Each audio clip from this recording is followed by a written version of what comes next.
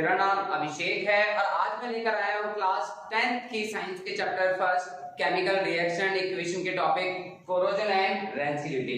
पिछले लेक्चर में मैंने आपको बताया था टाइप्स ऑफ केमिकल रिएक्शन। हम लोगों ने बात की थी combination reaction, decomposition reaction, displacement reaction, double displacement reaction and redox reaction. आज हम बात करने वाले हैं ये चैप्टर के last topics corrosion and रेंसिलिटी।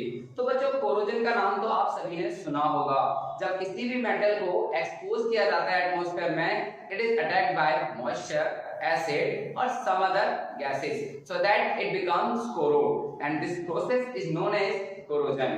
Just say rusting of iron. So rusting of iron is a very good example of to explain the corrosion, and rusting of iron is a serious problem of every year. क्योंकि rusting होने की वजह से, corrosion की वजह से हमारा हर साल लाखों and million dollar of property का लॉस होता है ड्यू टू कोरोजन। और भी एग्जांपल देखें जैसे कि black coating on silver and green coating on copper. तो देखते हैं कोरोजन। कोरोजन का मतलब होता है बच्चों संक्षारण, यानी किसी भी मेटल का डैमेज हो जाना, किसी भी मेटल का ऑक्सीडाइज हो जाना। जैसे it is a process in which metals are eaten up gradually by the action of air, moisture and a chemical such as acid on their surface. यानी किसी भी मेटल का स्लोली ऑक्सीडेशन होना ही corrosion कहलाता है बच्चों। तो जैसे कि एग्जांपल के तौर पे rusting of iron and black coating on silver and green coating on copper. तो एक्सप्लेन करते हैं कुछ केमिकल रिएक्शन की हेल्प से। जैसे हमने सबसे पहला एग्जांपल लिया यहाँ पर रस्टिंग ऑफ आयरन। तो rusting of iron is a process, it is a serious problem. Rusting of iron is a chemical change. Rusting of iron. Iron rusting कब करता है? जब आयरन को मॉइस्चर से रिएक्ट कराया जाता है, या जब कोई आयरन मॉइस्चर के कांटेक्ट में आता है तो हमारा फॉर्म होता है रस्ट। जैसे आयरन का सिंबल Fe होता है, और जब हम इसे मॉइस्चर से रिएक्ट कराते हैं ऑक्सीजन एंड वाटर से, it form hydrated ferric oxide and that is called rust. Now we have to balance this equation to Fe 3/2O2 and 0.SH2O and this is a moisture. तो ये जो हमारा है hydrated ferric oxide and it is called rust. और देखते हैं जैसे कि मैंने आपको पहले भी बताया कि रस्टिंग में काफी सारी केमिकल प्रॉपर्टीज चेंज हो जाती हैं। जैसे आयरन जो होता है वो सॉलिड फॉर्म में होता है, और रस्ट जो होता है वो सॉफ्ट होती है यानी ब्रिटल फॉर्म में होती है। ठीक है, तो यहाँ पर हमने देखा किस तरह से आयरन का रस्टिंग हो रहा है। जब भी कोई मेटल किसी मॉइस्चर के कांटेक्ट में आता है, जैसे ही मॉइस्चर के कांटेक्ट में आता है तो वो क्या होने लगता है? कोरोड होने लगता है। और ये प्रोसेस जब तक चलता रहता है जब तक पूरी तरह मेटल डैमेज ना हो जाए। तो किसी भी मेटल पर मॉइस्चर का अटैक क्या कहलाता है? कोरोजन। जैसे कि हम सेकंड एग्जांपल की बात करें, ब्लैक कोटिंग ऑन सिल्वर या टर्निशिंग ऑफ सिल्वर भी कहा जाता है इसे। Black coating on silver metal.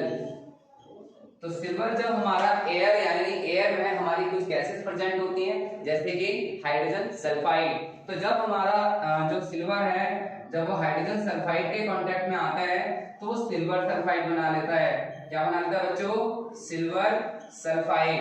और ये हमारा जो हाइड्रोजन है वो रिमूव हो जाती है और यही ब्लैक कोटिंग का कारण बनता है due to formation of silver sulphide. तो सिल्वर जो है वो किस वजह से ब्लैक हो रहा है? Due to hydrogen sulphide gas. तो इसीलिए हमने कहा कि जब कोई मेटल गैस के कांटेक्ट में आते हैं तो वो कोरोड हो जाता है। सिल्वर इसका बेस्ट एग्जांपल है।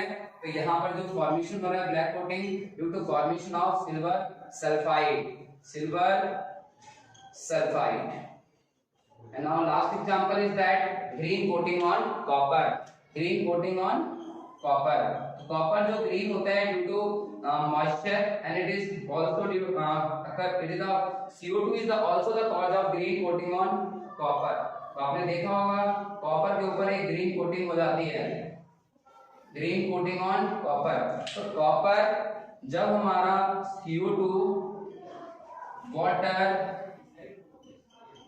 ऑक्सीजन इन सब से रिएक्ट करता है। They come from moisture, they come from moisture. तो कॉपर हमारा इन मॉइस्चर से रिएक्ट करने के बाद copper carbonate, copper hydroxide form करता है। तो इसे हम बोलते हैं बेसिक या एल्कलाइन कॉपर कार्बोनेट, और इसी को ही ग्रीन बोला जाता है, alkaline copper carbonate, alkaline copper carbonate that is green. तो इस तरह से बच्चों हमने देखा कि किस तरह से मेटल एसिड मॉइस्चर और गैसेस से रिएक्ट करता है और कोरोड हो जाता है। ऐसे रिएक्शन को हम लोग या ऐसे प्रोसेस को हम लोग कोरोजन भी कहते हैं। कोरोजन को प्रिवेंट करने के लिए हम लोग कई मेथड्स का यूज करते हैं, जिसमें से बहुत इंपॉर्टेंट मेथड है गैल्वेनाइजेशन, जिसमें हम आयरन आर्टिकल्स की कोटिंग कर देते हैं जिंक के साथ, या हम दो मेटल से अलॉय बना देते हैं जिससे हम कोरोजन को प्रिवेंट कर सकते हैं, या हम क्रोम प्लेटिंग का भी यूज कर सकते हैं। तो कोरोजन से हम पेंट का भी यूज करते हैं। पेंट का यूज शाइनी अपीयरेंस के लिए नहीं बल्कि कोरोजन से बचाने के लिए किया जाता है। या कई ऐसे मेथड्स भी हैं जिसमें हम किसी मेटल के ऊपर ऑक्साइड की लेयर डिपॉजिट कर देते हैं, जैसा कि हम एल्यूमिनियम के साथ करते हैं, और इस प्रोसेस को हम लोग एनोडाइजिंग भी कहते हैं। तो इस तरह से हम लोग समझ सकते हैं कि कोरोजन कितनी सीरियस प्रॉब्लम है, और इस प्रोसेस से डैमेज होने के लिए हम क्या क्या मेथड्स का अप्लाई कर सकते हैं। अब हम बात करते हैं अपने नेक्स्ट टॉपिक रेंसिडिटी की। रेंसिडिटी की बात करने से पहले आप लोग से नोट कर लीजिए, तब हम स्टार्ट करते हैं।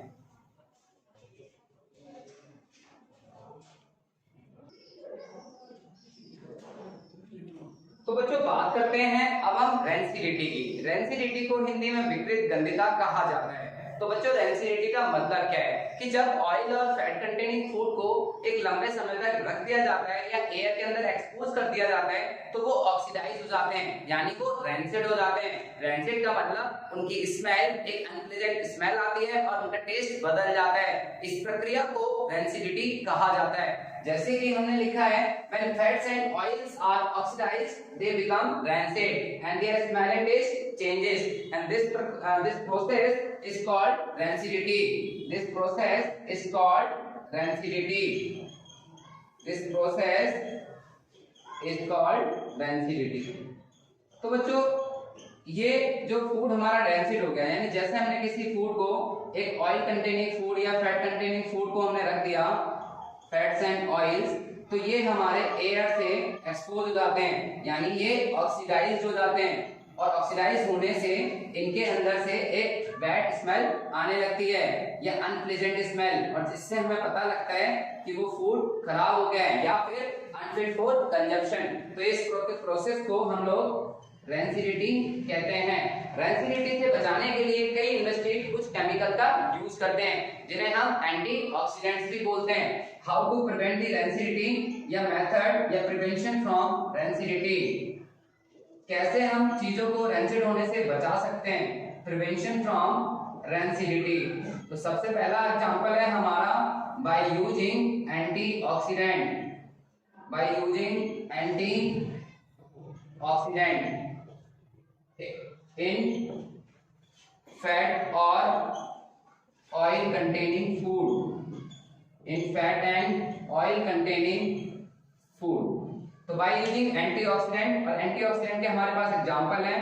मैंने आपको इंट्रोडक्शन और या इंपोर्टेंस ऑफ केमिस्ट्री में भी आपको मैंने बताया था कि किस तरह से हम फूड को रेंसिड होने से बचा सकते हैं। तो इंडस्ट्रीज दो तरह के एंटीऑक्सीडेंट सबसे ज्यादा यूज करती हैं। जैसे फर्स्ट है हमारा butylated hydroxy anisole, butylated hydroxy anisole, and second हमारा है बीएसटी, ब्यूटाइलेटेड हाइड्रोक्सी टोल्यूल। यहाँ हम कुछ फूड प्रिजर्वेटिव्स का भी यूज कर सकते हैं, जैसे by using food preservatives, by using food preservatives, चीजों को प्रिजर्व करने के लिए हम लोग कई चीजों का यूज करते हैं, जैसे कि विनेगर, सोडियम क्लोराइड, एंड अगर हम बात करें कमर्शियल तौर पे तो हम यूज करते हैं सोडियम बेंजोइड। तो सोडियम बेंजोइड यूज होता है as a food preservative. Fruit juices को प्रिजर्व करने के लिए सोडियम बेंजोइड का यूज किया जाता है। And potassium metabisulphide, potassium metabisulphide का भी यूज किया जाता है जो कट फ्रूट्स होते हैं, जैम्स होते हैं, जेलीज होते हैं, उनको प्रिजर्व करने के लिए। नेक्स्ट हम यूज कर सकते हैं प्रिवेंशन ऑफ रेंसिडिटी में by using air tight container, by using air tight container, air tight container in refrigerator, air tight container in refrigerator और डीप फ्रीजर्स, और डीप फ्रीजर्स। तो इस तरह से हम चीजों को प्रिजर्व कर सकते हैं। और लास्ट में हमारा एक और हम देख सकते हैं कमर्शियल तौर पे chips manufacture use nitrogen gas, chips manufacturers use nitrogen gas to prevent, chips manufacturer use nitrogen gas in chips packets, in chips packets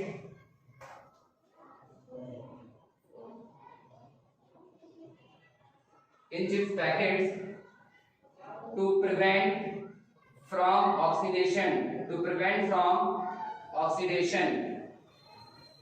chips के निर्माता चिप्स की थैली में नाइट्रोजन गैस का यूज करते हैं ताकि चिप्स का ऑक्सीडेशन ना हो सके। तो इस तरह से बच्चों आज हमने बात करी कोरोजन एंड रेंसिडिटी की।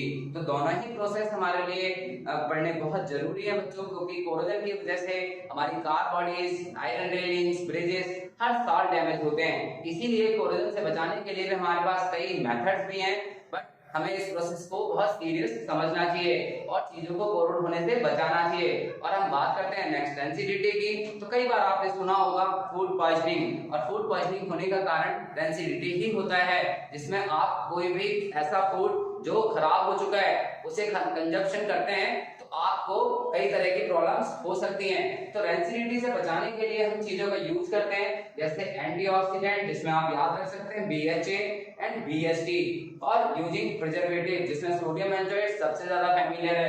नेक्स्ट हम यूज कर सकते हैं एयर टाइट कंटेनर या डीप फ्रीजर्स का भी यूज किया जाता है। जो चिप्स मैन्युफैक्चर होते हैं to flush bags of chips packets with nitrogen gas to prevent from oxidation. तो बच्चों आज की क्लास में हम लोगों ने कोरोजन और रेंसिडिटी के बारे में जाना। इस चैप्टर को आज हम यहाँ फिनिश करते हैं। नेक्स्ट वीडियो में मिलते हैं नेक्स्ट टॉपिक के साथ। Thank you so much.